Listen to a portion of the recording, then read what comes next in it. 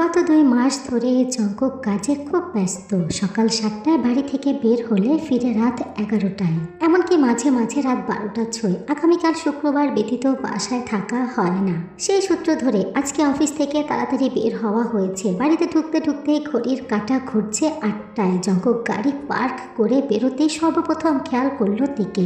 বারান্দায় দাঁড়িয়ে আছে মুখটা ভোঁতা করে। অর্ধখণ্ডিত সাদা ধবধবে চাঁদ সহ অজস্র নক্ষত্র তার মাথার ওপরের এই চমৎকার আসমান অবলীলায় দেখে যাচ্ছে। নয়ন যুগলে নিত্যকালের মুগ্ধতা নেই, উদাস হতাশ ওর হাবভাব, যেন গোটা পৃথিবীতে পরিপূর্ণভাবে সে একা, তার কেউ নেই। জঙ্কুক ক্লান্ত মুখশ্রী নিয়ে এই পর্যায়ে কপাল কুচকালো। ইচ্ছা করে শব্দ তুলে গাড়ির দরজাটি লক করলো। তে দ্রুত গতিতে দৃষ্টি নিচে নামালো। জঙ্কুককে ফিরতে দেখে বাকরুদ্ধ হলো। চোখের মনি বড় বড় করে চেয়ে থাকলো কিছুক্ষণ। দৃশ্যমান রূপে তার ভোঁতা মুখটুকু উচ্ছ্বাসে রূপান্তরিত হয়ে গেল। পর মুহূর্তেই হাত উঠিয়ে ব্যাকুল কণ্ঠে চেঁচিয়ে ডাকলো, জঙ্কুক ভাই, এই যে আমি উপরে। জঙ্কুক এমন একটা ভান ধরল যেন এই মাত্রই সে থেকে খেয়াল করলো কিছুক্ষণ আগে ফ্যাবলার মতো তাকিয়ে থাকা ব্যক্তিটি সে নয়। পেয়সীর অ্যাটেনশন পেতে শব্দ তোলা ব্যক্তিটি একদমই সে নয়। সারাদিন পর ক্লান্ত শরীরে বাড়িতে পা রাখতে প্রিয়তমার মুখখানি দেখে আনন্দে হাসা ব্যক্তিটি সে নয়। এ যাত্রায় জঙ্কুক দেহের দিকে দৃষ্টি তুলে গম্ভীর মুখে দুবার মাথা দোলালো আর চোখে আরো 2বার চাইল। তারপর দ্রুত গতিতে বাড়ির ভেতরে ঢুকলো। নিত্যদিনের মতো লিভিং রুমে দাঁড়ালো না, সোজা 7টা সিঁড়ি বেয়ে দোতলায় উঠে এলো। তে দাঁড়িয়ে আছে হাস্যোজ্জ্বল মায়াবী মুখখানা নিয়ে। তের এই হাস্যোজ্জ্বল মুখখানা জাদুর মতো কাজ করলো, টনিকের ন্যায় দূর করলো জঙ্কুকের সারা দিনের ক্লান্ত রাগান্বিত অনুভূতি। হাওয়ায় ভেসে গেল সব রকমের কাজকর্মের চিন্তা ভাবনা। একদম আবেগে অপরিসীম ভালোবাসা ব্যতীত কিছুই অবশিষ্ট রইল না হৃদয়ে। অদৃশ্যভাবে নরম হয়ে এলো ভঙ্গিমা যুক্ত তার গম্ভীরতা। তে উড়নচণ্ডী রূপে ছটপটানি গলায় শুধালো, আজ থেকে বুঝি 8টায় ফিরবেন, ঠিক আগের মতো? তের মুখশ্রী জুড়ে প্রত্যাশা জলজল করছে আঁখি দুটো। এই প্রত্যাশা ভর্তি মুখমণ্ডল থেকে জঙ্কুক দৃষ্টি ফিরিয়ে নেয়। ইচ্ছা করছে না তার প্রত্যাশা ভেঙে সত্যটা জানাতে। জঙ্কুক কিছু বলবে তার আগেই বাচ্চা বাচ্চা কণ্ঠটি অদূর থেকে বলে উঠল, জঙ্কুক ভাই তো চট্টগ্রামে যাবে, এর জন্যই তাড়াতাড়ি ফিরেছেন। আপু, তুমি তো দেখি কিছুই জানো না। দীপ্ত কথাটি বলতে বলতে সিঁড়ি ভেঙে ওপরে উঠে এলো। তের হাস্যোজ্জ্বল মুখখানা মুহূর্তে কালো হয়ে গেল। সে অবাকের চূড়ান্তে, কণ্ঠ বিস্মিত। কি? জঙ্কুক কাল গোছে নিজের কক্ষের দিকে হাঁটা ধরল। রেগে মেগে অস্থির তে তার পিছু পিছু আস্তে আস্তে প্রশ্ন করেই যাচ্ছে, আপনি সত্যি সত্যি কালকে চট্টগ্রাম যাচ্ছেন? কতদিনের জন্য যাচ্ছেন? কেন যাচ্ছেন? জঙ্কুক চোখ তুলে পিচ্ছি দীপ্তর দিকে চাইতেই দীপ্ত কি বুঝলো কে জানে, সে হেসে দৌড়ে চলে গেল। তের অবশ্য সেদিকে কোনো আগ্রহ নেই। সে একাধারে জঙ্কুককে প্রশ্ন করতে ব্যস্ত, জঙ্কুক ধৈর্য সহকারে শুনতে ব্যস্ত। তের বয়সটাই এমন একটা জায়গায় এসে থেমেছে যেখানে সব কিছুতেই ওর বড় কৌতূহল। জঙ্কুককে নিয়ে ওর কৌতূহলের শেষ থাকে না। আজকাল সাহস হয়েছে বড়, পূর্বে একটু ভয় পেত, এখন ভয়ের ভয়টুকু পায় না। উদ্গ্রীব চোখে বিড়বিড় করে সব ধরনের প্রশ্ন করে বসে। সেদিন জিজ্ঞাসা করেছিল সে মোট কয়টা প্রেম করেছে। জঙ্কুক প্রেম করেনি। বন্ধু বান্ধব থেকে পরিবার পরিজন কম বেশি সবাই জানে, তে তো শতভাগ জানে। ও আবার এসব না জেনে বসে আছে নাকি? তবুও একই প্রশ্ন করে বেড়ায়। এতেই বোঝা যাচ্ছে তার ফেলে আসা যুবককালের কলেজ ভার্সিটির জীবন সম্পর্কে জানতে মেয়েটা কতটা আগ্রহী। তবে জঙ্কুক ঠিক আজ করতে পেরেছে আসল আগ্রহটা কোথায়। তাকে কয়জন প্রপোজ করেছে, কত শত মেয়ে পেছনে ঘুরেছে, এসব শোনার প্রবণতায় বেশি। রোজ ওই দিন ইনিয়ে বিনিয়ে কৌতূহলী সুরে বলেছিল, তোমাকে ঠিক কতজন মেয়ে পছন্দ করেছে এই সম্পর্কে জানতে তের আগ্রহর শেষ থাকে না। সুবিন ভাইয়া যখন যুবককালের আলোচনায় বসে ও নির্বিকার থাকে যে তোমার কথা উঠে ওর থেকে ভালো শ্রোতা আর কেউ হয় না। জঙ্কুক ভেবে পায় না এসব জানার আগ্রহ ওর এত কেন। সারাদিন ওর মাথায় ঠিক কি চলে। বাল্যকালে জঙ্কুক একটা ইংলিশ নোবেলের বাংলা অনুবাদ পড়েছিল। সেখানে লেখক লিখেছিল, যুবতী মেয়েদের মতিগতি বোঝা আর পর্বতের চূড়া ছুঁতে পারা অনেকটা খানিকটা একই বিষয়। জঙ্কুকের আপাতত তাই মনে হচ্ছে, আধ পাগলটার মাথায় কি ঘুরছে ওই জানে। সে নিপুণভাবে দেখে শুনে রেখে বড় করেছে ঠিকই, তবে সব সময় তো দেখতে পারেনি। স্কুলের গণ্ডি তো একাই পের হয়েছে, কলেজও পের হচ্ছে। কখনো জঙ্কুক আশাহত হয়নি, ও সর্বদা গুড গার্ল থেকেছে। জঙ্কুক ভাই, আপনি সত্যি সত্যি চট্টগ্রামে যাচ্ছেন? জঙ্কুকের মুখশ্রী গম্ভীর থাকছে, ঠোঁট জোড়ায় একটু হাসি নেই। চূড়ান্ত গম্ভীর দেখতে সুদর্শন বটে, এতে 7 গুণ মাপও হয়। এবার নিত্যকালের ন্যায় গম্ভীর মুখে জবাব দিল, এবার তীর অসন্তুষ্টি দ্বিগুণ হয়। তবে শিয়ানা মস্তিষ্ক খাটিয়ে ভেবে চিনতে শেষমেশ ছ্যাদ করে উঠল না। এ সময় বুদ্ধিমান লোকরা শান্ত থাকে। সেও শান্ত হাব ভাবে ভীষণ নরম কণ্ঠে বলল, চট্টগ্রাম খুব সুন্দর দেখতে, তাই না? জঙ্কুকের দক্ষ মস্তিষ্ক লক্ষ্য করল তার কণ্ঠের পরিবর্তন। কিছুক্ষণ পূর্বে কণ্ঠে ছিল এক ঝাঁক তিক্ততা, এখন তো কণ্ঠে মধু ঝরে ঝরে পড়ছে। জঙ্কুক অপর পাশ ঘুরে ফাইল দেখার ভান ধরল, আর নিজেকে গম্ভীর রাখতে পারল না। একা একাই ঠোঁট টিপে একটু হাসলো। তে ঘুরে ফিরে উড়নচণ্ডী রূপে আবারও সম্মুখে এসে দাঁড়ালো। মাথাটা বাঁকিয়ে চোখ তুলে চেয়ে আবারও জানতে চাইল, সুন্দর তাই না? জঙ্কুকের ভাবান্তর হলো না বুঝি। সে নির্বিকারের চূড়ান্তে গিয়ে এবার ছোট্ট করে বলল, তেও তোলা হলো না মোটেও, দমেও গেল না। আমি কখনো দেখিনি, একটু গিয়ে ঘুরে আসতে পারলে মন্দ হবে না, তাই না? জঙ্কুকের ভুরুর মাঝে ভাঁজ পড়ল, মস্তিষ্কের বাতি জ্বলল। এই মুহূর্তে সে স্পষ্ট খেয়াল করছে তের আকার ইঙ্গিত কোন নদীতে ছুটছে। ও ঠিক কোন নদীর মাঝের দিকে নজর ফেলেছে। এই যাত্রায় জঙ্কুক আন্দাজ করতে পারল, তবুও গম্ভীর কণ্ঠে কোনো মতে বলল, তের চোখে মুখে প্রত্যাশা। বলল, ভাবছি এবার ঘুরে আসবো। কে? তের চোখের পলক ঝাপটে চটপট ভঙ্গিতে বলে, আপনার সাথে আমায় নেবেন? জঙ্কুক বাকরুদ্ধ চমকিত চোখে চাইল। হৃৎপিণ্ড উথাল পাথাল সমুদ্রের ন্যায় কয়েক দফায় লাফালো, পরপর শান্ত হলো চূড়ান্ত নদীর মতো। তের ভোলা ভালা সরল মুখপানে দৃষ্টিপাত করে প্রশ্ন ছুড়ল, কে বললি? তে খানিকটা গুটিয়ে এলো, সঙ্গে যেতাম। সঙ্গে গিয়ে তের কোনো হেলদুল হলো না। সে বলল, একটু ঘুরবো। জঙ্কুক বিরক্ত হওয়ার চেষ্টা করলো, চোখে মুখে গম্ভীরতা এনে বলল, আমি কি ঘুরতে যাচ্ছি? তে মিনমিন কণ্ঠে বলল, আপনি কি কাজ সারাদিন করবেন? যতক্ষণ করবেন ততক্ষণ না হয় আমি হোটেলে থাকবো, আপনি ফিরে এলে না হয় একটু ঘুরবো। জঙ্কুক অশান্ত ভঙ্গিতে অন্যদিকে ছুটল। তে পিছু পিছু চলে এলো, একই প্রশ্ন বারবার করে মাথা খাচ্ছে। শেষমেশ জঙ্কুক চোখ মুখ বুঝে বলল, বাবার পারমিশন নিতে পারলে যেতে পারবি। তে নিভু নিভু চোখ জোড়া জলজল করে উঠল, উত্তেজনায় ধরফরিয়ে উঠল বুকের ভেতরটা। অবিশ্বাস্য কণ্ঠে বলল, সত্যি চাচ্চু পারমিশন দিলে যেতে পারবো? পরে আবার অস্বীকার করে বসবেন না তো? জঙ্কুক ভাই, আমি এখনই যাচ্ছি, চাচ্চুর পারমিশন পাওয়া এক চুটকির ব্যাপার। তে দৌড়ে বের হয়ে গেল। জঙ্কুকের বুক চিরে দীর্ঘশ্বাস বের হয়ে এলো, বিছানায় গা ছেড়ে বসলো। নিজ ভাবনায় বিভোর হলো সে। থেকে সঙ্গে নেওয়া কি ঠিক হবে? সে আজকাল আর নিজেকে ভরসা করতে পারে না। যতটুকু সম্ভব দূরত্ব বজায় রাখে। তের সঙ্গে একত্রে নিরিবিলি সময় কাটানোর ভাবনাটা ভাবারও সাহস করে না। কথায় আছে, নিষিদ্ধ জিনিসের প্রতি আকর্ষণ বেশি হয়, বিপরীত চরিত্রের প্রতি মহব্বত দ্বিগুণ আসে। আর তার বেলায় দুটাই খাপে খাপে মিলে গেছে। আশ্চর্য। তে জঙ্কুকের ঘর থেকে প্রথমে ছুটে যায় তার বাবার কাছে। বাবাকে রাজি করিয়ে বাবা সহ চাচ্চুর কাছে গিয়ে আবদার করে। আরএম সাহেব কিছুতেই রাজি না। জঙ্কুকের সাথে কিছুতেই তেকে সে একা ছাড়বে না। তাছাড়া ছেলে মেয়ে দুটার মনের অনুভূতি সম্পর্কে সে অবগত, কিছুতেই আগুনার কি একসাথে দেবে না। তবে এসব সম্পর্কে যেহব তো কিছু জানে না। বড় ভাইয়ের এমন আপত্তি দেখে যেহব মনে মনে কষ্ট পায়। তার একটা মাত্র মেয়ে, 2টা দিনের জন্য ঘুরতে গেলে ক্ষতিটা কি? তাছাড়া সেখানে ম্যানেজার আছে। এভাবে যে প্রথম বাচ্চারা যাচ্ছে তা তো না। জঙ্কুক এর আগে অনেকবার রোজ আর সুবিনকে নিয়ে গিয়েছে, তাহলে তে সঙ্গে গেলে কি সমস্যা? তের মলিন মুখের দিকে তাকিয়ে চেহব সাহেব ইনিয়ে বিনিয়ে এই কথা উঠিয়েই ফেলে, যার প্রতি উত্তরে আরএম আর কোনো ভাষা খুঁজে পায় না। আরএম সাহেব তের চট্টগ্রাম যাওয়া নিয়ে হ্যাঁ বোধক মাথাটা নাড়াতেই চেহব সাহেব মেয়েকে বলে, শোনো মামুনি, ভাইয়াকে আবার বেশি জ্বালাতন করবে না। কাজ শেষে ফ্রি হয়ে ঘুরতে নেবে। সে পর্যন্ত ভদ্রভাবে অপেক্ষা করবে, যা বলে শুনবে। জঙ্কুক ততক্ষণে লিভিং রুমে তের পেছনে এসে দাঁড়ালো। পারমিশন পেয়ে তের হৃদয় আনন্দে উচ্ছ্বাসে পরিপূর্ণ। জঙ্কুকের মনটাও তো আনন্দে ফুরফুরা হয়ে ওঠে। কি না চাইবে ভালোবাসার মানুষের সাথে একটু একান্ত কোয়ালিটি টাইম স্পেন্ড করতে।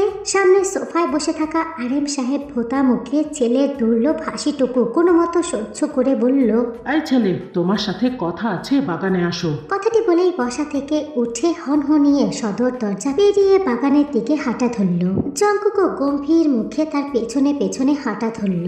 বাগানে পৌঁছে আরএম সাহেব অসন্তুষ্ট গলায় বলে, কিছু বলার নাই? জঙ্কুক এ পর্যায়ে নির্বোধ সাজে বাবার চোখে চোখ রেখে অপরিপক্ক নাটকীয় ভঙ্গিতে বলে, মস্তিষ্ক আমার অসচল না হলে যতটুকু মনে আছে আমি তোমাকে ডেকে আনিনি, বরঞ্চ তুমি আমাকে ইশারায় ডেকে এনেছো। কে বলবে বলো, কাজ আছে। আরএম সাহেব মুখে গাম্ভীর্যতা লেপটে বলল, কাজ কি? ব্যাগপত্র গুছিয়ে চট্টগ্রামে যাওয়া? জঙ্কুক অবলীলায় বলল, ভাবছি চট্টগ্রাম না গিয়ে কক্সবাজার যাব, সেখান থেকে না হয় সেন্ট মার্টিন। আরএম সাহেবের বুকের ভেতরটা ধরফর করে উঠল। উচ্চ কণ্ঠে ধমকের সুরে ডেকে উঠল, জঙ্কুক! জঙ্কুক নিজের মনেই জিভ কাটলো। বেশি হয়ে গেল নাকি? সে তো লেকপুল করছিল মাত্র, এতটা সিরিয়াস হতে হয়? মুহূর্তে নদীতে নৌকা ঘোরানোর মতো কথার ধরন ঘুরিয়ে ফেললো। সেদিন অনিকেত আঙ্কেলের সাথে দেখা হলো। দেখে বোঝার উপায় নেই ভদ্রলোক 50-এর ঘর পেরিয়েছে, এখনো কত ইয়াং। আম্মুর কথা জিজ্ঞাসা করলো, এখনকার ছবিও দেখতে চাইলো। চোখে মুখে তার স্নেহ লুকিয়েছিল। আহারে বেচারা। আরএম সাহেবের মস্তিষ্ক ছেলের অদেখা দড়ির টানে চলল। ভুলে বসলো পূর্বের চিন্তা ভাবনার তর্ক বিতর্কতা। জঙ্কুক যে নদীতে নিল সে সেই নদীতেই ডুবে হাপুস খুপুস করে শুধালো, তুমি দেখিয়েছিলে ছবি? খবরদার আমার স্ত্রীর ছবি ওই শয়তানটাকে দেখাবে না। নাকি দেখিয়েছো? নাম্বার টাম্বার চেয়েছে নাকি? হারামজাদাটা ফিরল কবে প্যারিস থেকে? ফিরেই অন্যের স্ত্রীর ভালো মন্দ জানতে চলে এসেছে, নির্লজ্জ। জঙ্কুক আতঙ্কিত কণ্ঠে বলল, উফ, আমি তো নাম্বার দিয়ে দিয়েছি। আরএম সাহেব এক লাফে উঠে দাঁড়িয়ে পড়ল। আঙুল তুলে ছেলেকে শাসালো, আর একটা মিনিটও অপচয় করলো না। দ্রুত ছুটল বাড়ির ভেতরে। বাগানে বসে থাকা জঙ্কুকের কানে ভেসে এলো তার কণ্ঠস্বর, জিন, তোমার ফোনটা কই? দেখি ওটা এখনই দাও, এখনই আমাকে দাও। জঙ্কুক দু চোখের পাতা বুজে কপালে ডান হাত চেপে নিঃশব্দে হাসে। হাসির তালে কাঁপলো বুক। একচোট হেসে চোখ মেলে তাকাতেই অপ্রস্তুত হয়ে গেল। হাসিটুকু আলগোছে গিলে নিল। সম্মুখে বিচলিত চমকিত আগ্রহের সপ্তমে চড়ে বসে তে দাঁড়িয়ে। কখন এলো মেয়েটা? তে বড় বড় চোখ করে চেয়ে বলল, এই মাত্র আপনি হাসছিলেন জঙ্কুক ভাই, আমি কি যথাযথ দেখেছি? আমার এই চোখ ভুল দেখেনি তো? কেন মনে হচ্ছে আমার সামনে হুবহু আপনার মতো দেখতে একজন জিন বসে? জঙ্কুক তো প্রায়শই হাসে। ও কি দেখে না? এমন আশ্চর্য হওয়ার মতো বিষয় কি এটা? তের প্রশ্নের সামনে আর ওর মুখের হাবভাব দেখে জঙ্কুকের এ যাত্রাতেও হাসি পেল, তবে হাসলো না। নির্বিকার ভঙ্গিতে বলল, আমি জিন। তে ফেলফেল চোখে চেয়ে নিজেই নিজেকে বলল, জিনের বয়স কত? অবশ্যই জঙ্কুক ভাইয়ের থেকে বেশি না। জঙ্কুক ভাইয়েরই তো 30। জঙ্কুক আশ্চর্য হলো। মুহূর্তে ভয়ঙ্কর চটে গেল। গমগমে কণ্ঠে বলল, 30? এক চর মেরে সব দাঁত ফেলে দেব। আমার 28, তুই 30 কোথা থেকে জানলি? তে সাদা ফকফকে দাঁত দেখিয়ে হেসে বলল, মাত্রই তো 2 বছরের ব্যবধান, ওই একই ব্যাপার হয়ে দাঁড়ালো না? জঙ্কুক স্তম্ভিত না হয়ে পারল না। আশ্চর্য! সাধারণ বিষয়ে হাস্যোজ্জ্বল জঙ্কুক যে কেঁপে উঠবে তা কি তে জানতো? সে ধীরে সুস্থে পেছনে হাঁটা ধরল। কয়েক কদম গিয়ে দৌড় লাগালো। পেছন দিক দিয়ে জঙ্কুক চেঁচিয়ে বলল, ওই তুই দাঁড়া। কে শুনে কার কথা? অন্যদিকে বাবাকে নাকানি চুবানি খাইয়ে তৃপ্তির আনন্দে থাকা জঙ্কুকের আনন্দ আর রইল না। থমথমে হয়ে এলো তার মুখশ্রী। ভুরু জোড়া কোচকালো। চোখে মুখে আধার নামলো। বিড়বিড় করে উঠল, আমার বয়স ওর বেশি মনে হচ্ছে। মাত্র 28, তো এর থেকে ভালো বয়স হতেই পারে না।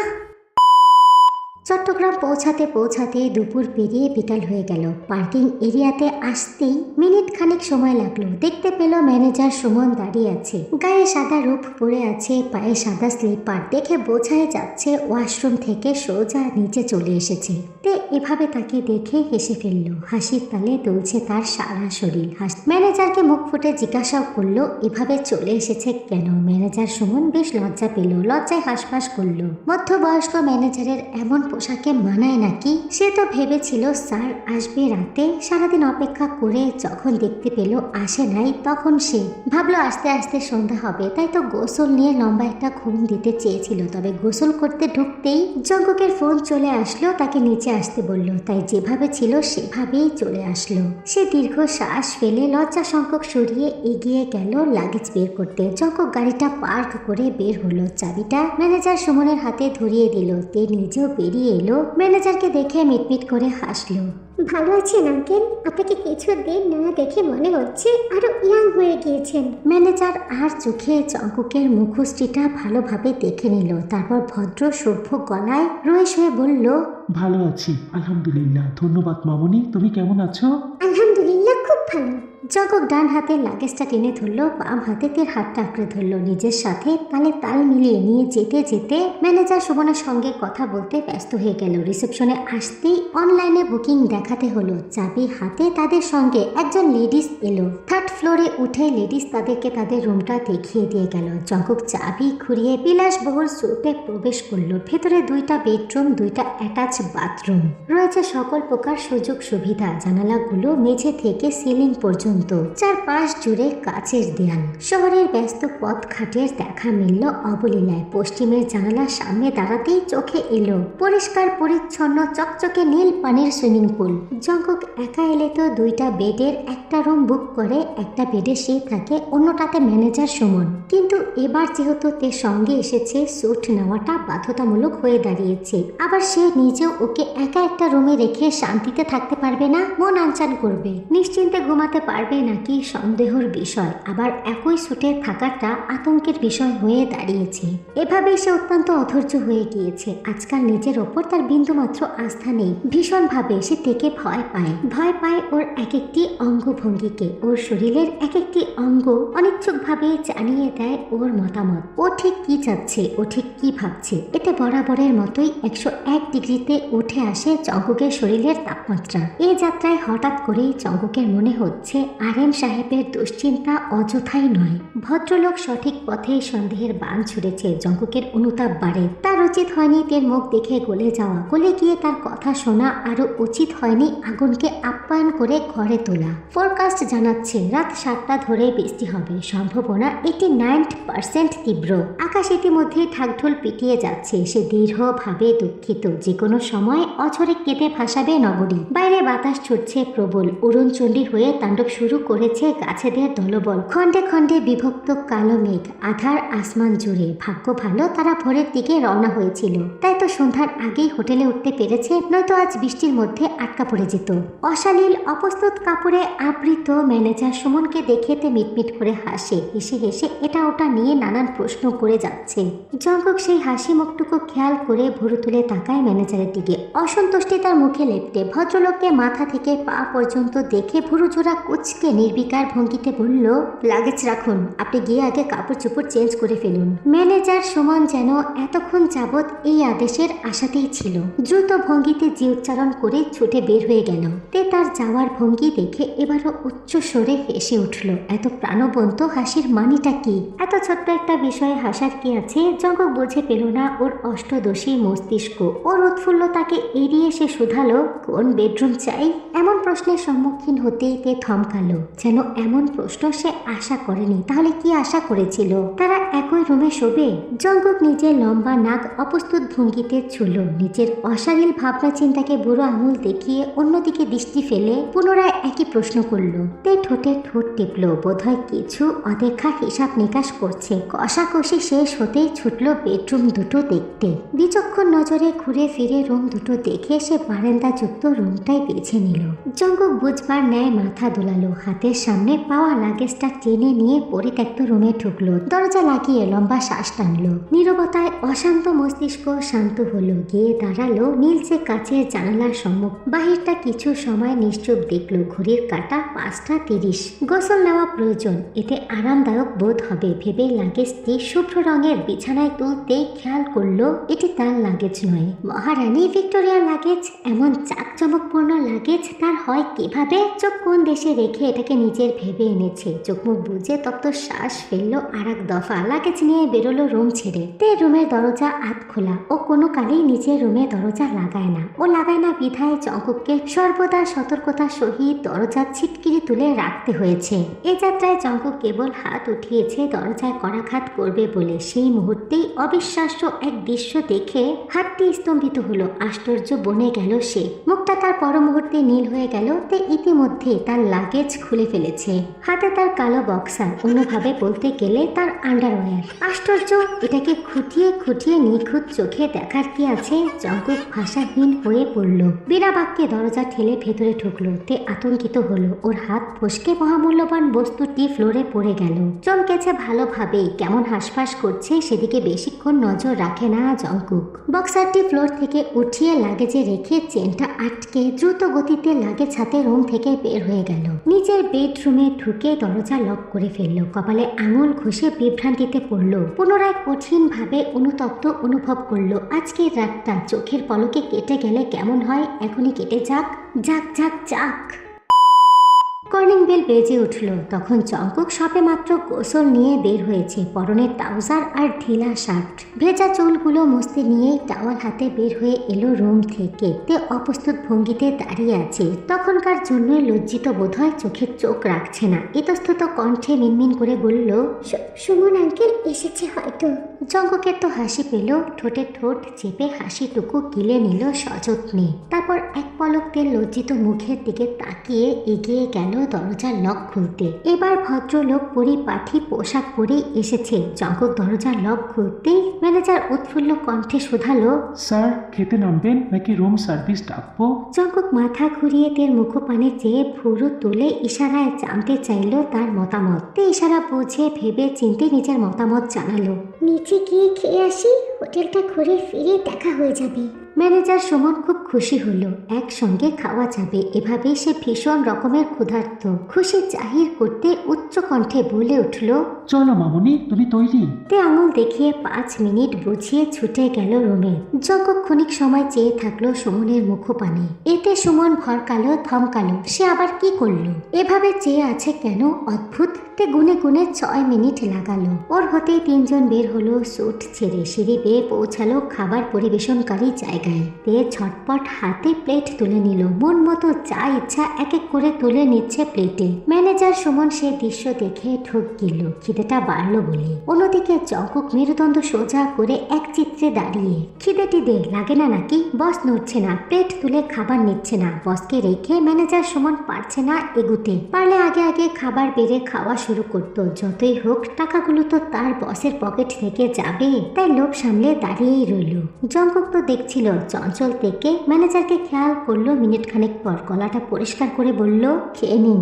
ম্যানেজার ক্ষুধার্ত পেট নিয়ে ধৈর্যশীলতার পরিচয় দিয়ে বলল, স্যার আপনি? জঙ্কুক বিপরীত মুখে বলল, আপনি খাওয়া শুরু করুন।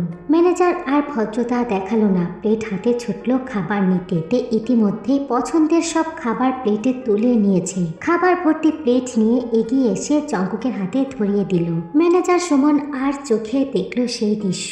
ও তাহলে এই ব্যাপার। খাবার তুলে দেওয়ার মানুষ আছে তাই তো দাঁড়িয়েছিল। তে আরেকটি প্লেট হাতে এগিয়ে গেল নিজের খাবার নেওয়ার জন্য।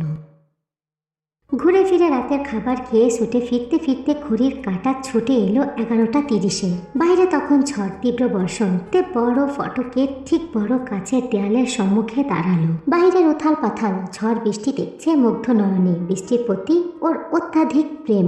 বাজে রকম ভাবে ভালোবাসে বৃষ্টিকে। ওর চোখ কথা বলে বৃষ্টি দেখলে। এই যে কেমন চিকচিক করছে কালো মণি যুগল। জঙ্কুক নির্বিকার চোখে অনেকটা সময় ধরে দেখলো সেই দৃশ্য।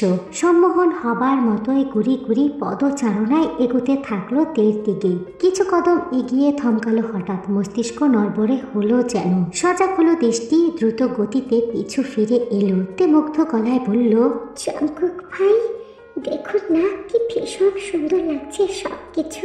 বৃষ্টি ভিন্ন রূপ নিয়েছে আজ। জঙ্কুকের কপালে নীল রগ ফুলে ফেপে উঠছে, বুকের ভেতরটা কেমন যেন করছে, শিরা উপশিরা বেয়ে ঘাম ছুটছে। সে আলগোছে বিনা বাক্যে নিজের বেডরুমের দিকে পা বাড়ালো। তে মাথা ঘুরিয়ে পুনরায় ডাকলো, জঙ্কুক ভাই। জঙ্কুক ঢোক গিলল, কণ্ঠ গম্ভীর করে থমকানো সুরে বলল, কটা বাজে? নিজের রুমে যা, এখনই গিয়ে ঘুমাবি। তে আশ্চর্য হলো, শান্ত শিষ্ট মানুষটা হঠাৎ করে চটে গেল কেন? আশ্চর্য। তের অভিমান হলো। ধমক খেয়ে বৃষ্টি আর ভালো লাগলো না, মুখটা বাঁকিয়ে হুড়মুড়িয়ে নিজের রুমে চলে গেল। তে চলে যেতেই ওর এতক্ষণ দাঁড়িয়ে থাকা জায়গাটাতে জঙ্কুক গিয়ে দাঁড়ালো। এক চিত্তে তাকিয়ে থাকলো বাহিরে। দীর্ঘ সময় এক চিত্তে অন্যমনস্ক হয়ে দেখলো একইভাবে। পেছনে কারো উপস্থিতি অনুভব করতে মাথা এক পাশ ফিরিয়ে চাইল। তে ভুরু কুচকে দুগাল ফুলিয়ে দাঁড়িয়ে আছে। জঙ্কুক যেন ওর অভিমান দেখেনি, পূর্ণের চেয়েও কঠিন কণ্ঠে থমকে উঠল, বললাম না রুমে যেতে। রুম থেকে এক পা বেরোলে পা ভেঙে ফেলবো, যা ভেতরে। তের চোখ জোড়া মুহূর্তে টলটল করে উঠল, রক্তিম হয়ে এলো, ফুপিয়ে উঠল নাকের পাটা। জঙ্কুকের চোখে চোখ রেখে সমান তালে চোখ রাঙিয়ে দৃঢ় কণ্ঠে বলল, যাব না। জঙ্কুক অসহায় ওর সামনে, দিশেহারা। সে চোখ বুজে শ্বাস টেনে নিল, বাকরুদ্ধকর হৃদয়ের বেগতিক অবস্থা অনুভব করলো। তের দিকে না চেয়ে সোজা নিজের বেডরুমে ফিরে এলো, দরজা লাগালো, বিছানায় বসলো, দুপা ছড়িয়ে ছিটিয়ে, মাথাটা দু হাতে ঠেকে বসে থাকলো, নিজেকে সমুদ্রের ন্যায় শান্ত করার ব্যর্থ প্রচেষ্টায়। সেই মুহূর্তে হঠাৎ করে উজ্জ্বল রুমটা আধারে ঠেকে গেল। এটাই বুঝি হওয়া বাকি ছিল। তার সঙ্গে কি মস্কারা হচ্ছে? রাগে জঙ্কুকের চুল ছিঁড়তে ইচ্ছা করছে। তার সব থেকে বড় ভুল হয়েছে চট্টগ্রামে আসা। হৃদয় আতঙ্কে উত্তেজনায় দুমড়ে মুচড়ে উঠছে। নিজেকে যে আটকে রাখবে সেই উপায়টাও তো নেই। তেটা অন্ধকারে ভয় পায়। জঙ্কুক দ্রুত উঠে দাঁড়ালো, অন্ধকারেই দরজা খুলে বেরোলো। তীর ডাক ভেসে আসছে, ভয়াত্মক কণ্ঠে ডাকছে। জঙ্কুক ধীর সুরে আশ্বস্ত করে জানালো, এই যে আমি, ভয় লাগছে। তে যেন নিজের প্রাণ পাখি ফিরে পেয়েছে। স্বস্তির শ্বাস ফেলে বলল, ফোনের ফ্ল্যাশলাইটটা অন করুন না। জঙ্কুক ট্রাউজারের পকেট ছুঁয়ে অনুভব করলো সেলফোন নেই, হয়তো রুমে আছে। সে তের আবছা দেখে বলল, দাঁড়া, নিয়ে আসছি। তে চিৎকার করে উঠল, না, একদম যাবেন না, আমি সঙ্গে যাব। জঙ্কুক অনুভব করলো তার অঙ্গ প্রত্যঙ্গ পাথর হয়ে গিয়েছে। সচল মস্তিষ্ক এ যাত্রায় অসচল হয়ে এসেছে। ধরফর করছে অন্তর। কাছ থেকে উপলব্ধি করছে তের নিঃশ্বাস, ওর শরীরের মিষ্টি গন্ধটা। কোন ফুলের ঘ্রাণ এটা? এত মাদকতাপূর্ণ ঘ্রাণ নেশার মতো কাজ করছে, তাকে আকৃষ্ট করছে, তীব্রভাবে টেনে নিয়ে যাচ্ছে। তাকে নেশার সমুদ্রের গভীরে নিতে তে এগিয়ে আসলো কাছাকাছি, একদম পাশে। গা ছুঁই ছুঁই দুজনের। তে আকুতি ভর্তি গলায় বলল, চলুন। জঙ্কুক যেন এই কণ্ঠটি শুনেইনি, একইভাবে দাঁড়িয়ে রইল। তে সন্দেহজনক গলায় ডাকলো, জঙ্কুক ভাই। আধারে আপ ছায়ায় চোখে চোখ পড়ল দুজনের। জঙ্কুক গম্ভীর চোখে অদেখায় দেখে তের থমকানো মুখ, অপ্রস্তুত বদন, হেলে দুলে কয়েক পা পেছনে চলে যায়। সেই মুহূর্তে জঙ্কুকের মনে জোড়াতে শুধু প্রিয়তমার প্রতিচ্ছবি, পেয়সে নেওয়া এক একটি ভাবভঙ্গি অবলীলায় কাজ করে ফেলল তার পা জোড়া, যা ইতিমধ্যে এগিয়ে যাচ্ছে নিজস্ব গতিতে। যতক্ষণ না দেয়ালে পিঠ ঠেকিয়ে তে থেমেছে, ততক্ষণ সে এগিয়ে গিয়েছে। নিজের পেটানো শরীর দ্বারা ঠেকে ফেলল তের ছোট্ট দেহ। পেশিবহুল হাত দুটো উঠিয়ে রাখলো তের মাথার দুপাশে। আধারে আব ছায়ায় মুখটা অনুভব করতে হাত বাড়ালো জঙ্কুক, ছুঁয়ে দিল ওর মুখ। শীতল হাতের স্পর্শেতে কেঁপে উঠে দেয়ালের সঙ্গে পরিপূর্ণভাবে লেপটে গেল। ঢোক গিলল ছোট্ট করে, মুখ খুলল কিছু বলার জন্য। তাৎক্ষণিক জঙ্কুকের আঙুল এসে ঠেকলো ওর ঠোঁটে। বড় সড়ো হয়ে এলো তের চোখ জোড়া। জঙ্কুক বৃদ্ধা আঙুল দিয়ে তার ঠোঁট চেপে ধরল, মাথাটা নুয়ে নিল সমান তালে। আধারের ক্ষুদ্র প্রচেষ্টায় পেয়সীর মুখ দেখল, ঘোর লাগানো কণ্ঠে বিড়বিড় করে বলল, তোর ঠোঁট ছুঁয়ে আমি মরতেও রাজি। তে সেই অচেনা অজানা কণ্ঠে তিরতির করে কেঁপে উঠল, সংকীর্ণ হলো হৃদয়। পর মুহূর্তে একজোড়া শীতল ঠোঁট চূর্ণ বিচূর্ণ করে তুলল তার পৃথিবী। ঘন বর্ষণে সমান তালে ঘনিষ্ঠ হতে থাকে সেই ছোঁয়া। নিবিড় স্পর্শের ঘোরে সব কিছু কল্পনা জগতে আচ্ছন্ন যেন। সেই কল্পনার জগৎ ভেঙে একজোড়া পুরুষালী হাত তাকে নিবিড়ভাবে চাপড়ে ধরে, কানের কাছটাতে ঠোঁট আনে। তার দেহের নড়াচড়া থামাতে গভীর কণ্ঠে বলে ওঠে, জান, নড়ো না প্লিজ। তে আশ্চর্য হলো খুব, নড়াচড়া বন্ধ করে স্থির হয়ে গেল। জঙ্কুক পণ্যের ন্যায় আবারও তের ঠোঁটে ঠোঁট মিশিয়ে দিল। দুহাতে তের পিঠ আঁকড়ে শক্ত করে নিজের বুকের সাথে তেকে চেপে ধরতেই তের পা জোড়া যেন অবশ হয়ে গেল। তে পা নড়বড়িয়ে পড়ে যেতে নিলেই জঙ্কুক তাকে চাপড়ে ধরে ফ্লোর থেকে কয়েক ইঞ্চি হাওয়ায় ভাসিয়ে নিল, তবে ছাড়ল না তেকে। জঙ্কুক বেসামাল উন্মাদ, কি হচ্ছে না হচ্ছে, কোন পরিস্থিতিতে হচ্ছে কিছুই যেন মাথায় নেই তার। শুধুমাত্র নিজের মধ্যকার জ্বলমান আগুন ছাড়া কোনো কিছুই অনুভব করছে না। সেই আগুনের তাপেই যেন পুড়িয়ে ছারখার করে দিতে চাচ্ছে তেকে। অন্ধকার কক্ষে আবেগের ভসে একই অবস্থাতে তেকে নিয়ে তের রুমের বিছানায় চলে যায় জঙ্কুক। খুব ধীর সুস্থে থেকে বিছানায় শুয়ে দিয়ে গায়ের শার্টটা খুলে ফেলে। তারপর ঝুঁকে যায় পেয়সের নরম কোমল দেহখানির উপর। অনুভূতির সাগরে ভেসে তে ছটফট করছে প্রচুর। জঙ্কুক দু হাতে আঁকড়ে ধরে তের দু হাত। তার বেসামাল ঠোঁটের স্পর্শ পড়ে তের গলায়। একটা চুমু, দুইটা, তিনটা, গভীরভাবে। কিছু সময় পর তীক্ষ্ণভাবে ডুবে যায় তের কণ্ঠনালীর ভেতরে। তে ছটফটিয়ে উঠে। জঙ্কুক এক হাতে তের দু হাত মাথার ওপরে বিছানায় চেপে ধরে। ততক্ষণে তার শরীরের তাপমাত্রা 104 ডিগ্রি। শরীরের সাথে নিজের শরীরের ঘটনে তা যেন ক্রমশই বাড়ছে। জঙ্কুক বেসামাল হয়ে এক হাত দিয়ে টেনে তুলে তের পরনের জামাটা হত বিভর্তে মুখ দিয়ে শব্দ করতে ভুলে বসেছে। অনবরত কাঁপছে, ভয়ে না অন্য কিছুতে। পায়ে যেন একদম জোর নেই, মুখে কথা বলার শক্তি নেই। ততক্ষণে জঙ্কুকের বেসামাল হাত বের ওপরে, একটু ওপরে। এই যাত্রায় তের নিঃশ্বাস যেন একেবারে বন্ধ হয়ে যাওয়ার উপক্রম। অন্যদিকে উত্তপ্ত আগুনের গোলায় পরিণত জঙ্কুক তের শরীরের মিষ্টি গন্ধে ঘরে ডুবে গেছে একদম। যতই সময় অতিবাহিত হচ্ছে এই মিষ্টি গন্ধ আরো গভীরভাবে তার নাকে প্রবেশ করছে। জঙ্কুকের হাত উপরে উঠতে উঠতে একেবারে বক্ষ ভাজির মাঝখানে চলে আসে। এবার আটকে রাখা নিঃশ্বাসটা ফস করে ছাড়লো যেন, যার কারণে তা যেন নড়ে উঠল। জঙ্কুক তা অনুভব করে উন্মাদের ন্যায় খামচে ধরল তের পরনের বাজের মধ্যখানের অংশটা। তের কণ্ঠনালী থেকে তার মুখটা কয়েক ইঞ্চি নিচে নেমে আসলো। অতিরিক্ত আবেগে তের জীবনের একদম মধ্যখানে জোরে ঠোঁট দিয়ে আঁকড়ে ধরলো, যার কারণে একটু শব্দ করে নিঃশ্বাস ছাড়লো তে। জঙ্কুক এখনো তের হাত দুটো নিজের এক হাতের মধ্যখানে আটকে রেখে আছে। ঠোঁট দুটো জীবনের একদম মাঝখানে, আর অন্য হাত দিয়ে খামছে টেনে ধরে আছে বুকের মধ্যখানে অন্তর্বাজ। এই পর্যায়ে জঙ্কুক ওটা আরো শক্ত করে টেনে ধরে, যেন নিচে নামিয়ে আনবে। মুখটা জীবনের মাঝখান থেকে আরো নিচে নামিয়ে আনে। ওটা টেনে ধরে মুখটা গুজে দেয় ভাজের মধ্যখানে। এক হাতে থাকা তের দু হাত ছেড়ে দিয়ে হাত দিয়ে খামছে ধরে তের পেট। দু হাত ছাড়া পেতে এই পর্যায়ে তে দু হাত দিয়ে খামছে ধরে জঙ্কুকের বাহু।